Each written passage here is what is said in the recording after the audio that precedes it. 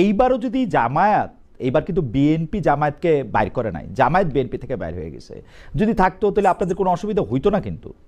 না, ওকে, আমরা আমরা একটু পরে আসি, আমরা একটু অ্যাডভোকেট রাসেলকে শুনে আসি, নাকি আপনি এক মিনিট বলবেন? আমি একটু না, হ্যাঁ, কিন্তু আমার কাছে মনে হয় যে বিএনপি খুবই, আমি আমার কথাটা বলে রেখে, আমার কাছে মনে হয় যে বিএনপি খুবই সুবিধাবাদী দল।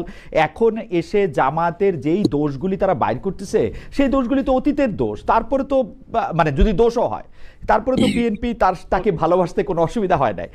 আপনার প্রশ্নটা আমি তুলে রাখলাম, এর পরের সময় আপনি সুযোগ জি জি, আমি আপনাকে প্রশ্ন ছাড়াই আপনি এটি শুরু করেন। ইন দ্য মিন টাইম আমি এই যে লিফলেটটা দেখতেছিলাম, যেখানে মধ্যে খুব খুশি বেগম খালেদা জিয়াকে এবং জনাব মতিউর রহমান নিজামীকে 4 দলীয় জোট ঘোষণার সময়, সেটি আমরা দেখতে পাচ্ছিলাম। যাই হোক, আমি একটু জনাব অ্যাডভোকেট আল মামুন রাসেলকে অ্যাডভোকেট আল মামুন রাসেলের কাছে একটু আসতে চাই। অ্যাডভোকেট রাসেল, আমি জামায়াতের আমিরের ভেরিফাইড ফেসবুক পোস্টে